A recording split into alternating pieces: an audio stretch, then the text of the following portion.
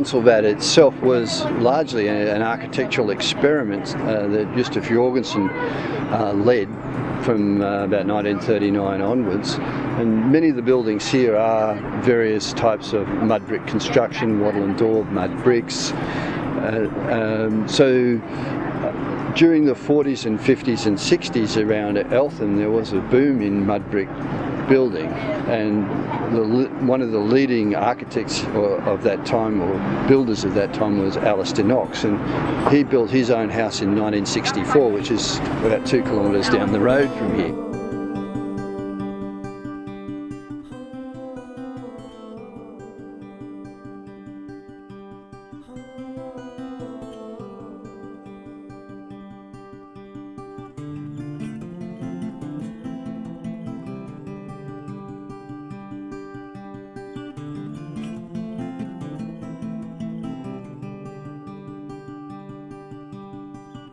It's very tactile. It's very. It feels good when like on the walls, you just feel like running your hands over it and feeling the things. And different people have different ways of doing it, but this is the way Alistair liked it, and I kind of like it too. So I say, it should be like the back of your hand, where the render's like your skin, where you can kind of make out your bone structure, but you can't see it all. Because some people really rake it out. And he goes, it's not about a prize of how many bricks you laid.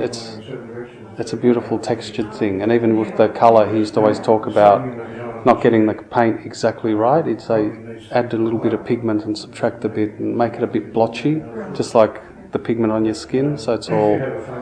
So just like when you look at a tree, it's not one little green, it's all different shades of green and reflections.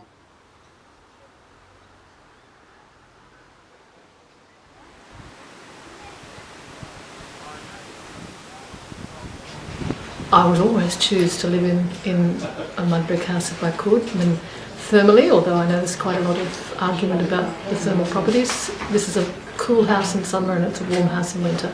Very easy to heat, and it stays cool. But it's the texture, I think, of the walls and the texture and the way it reflects light that we like best. And the fact that it's a low technology. I don't mean low in quality terms, it's not high tech, and anyone really can do it, and I love that feature of mud brick. It's not something that requires a vast amount of money or very high engineering technology, although it's well built, this one, nothing's ever moved. So that's really well.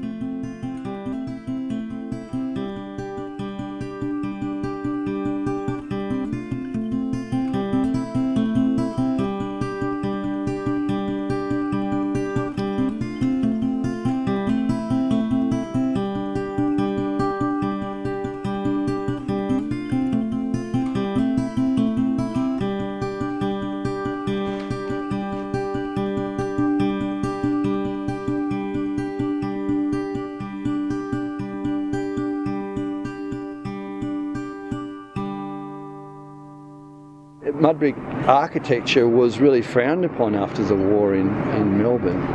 It was viewed as homemade, not very consequential, not even modern. And many councils across Melbourne banned the use of mud brick, even though Melbourne first was actually a mud brick built, wattle and daub. And so Alistair had to fight to get the permits to build his houses, and Nillumbik Council went in a completely different direction to every other council in Melbourne, which is why there was a boom here. It was easy to get permits to build those houses.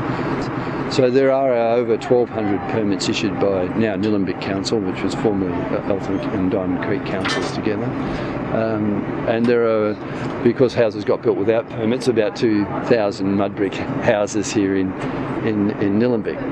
So that makes it a very great place to stage these kind of tours. You can find super houses cheek by jowl and stage a really great tour even in the one court, which we did partly today with 3 houses all next to each other, each of keynote, occupied by historical players in the arts and performance scene in Australia. So people want to see them just because of people who live there and the things that have happened there.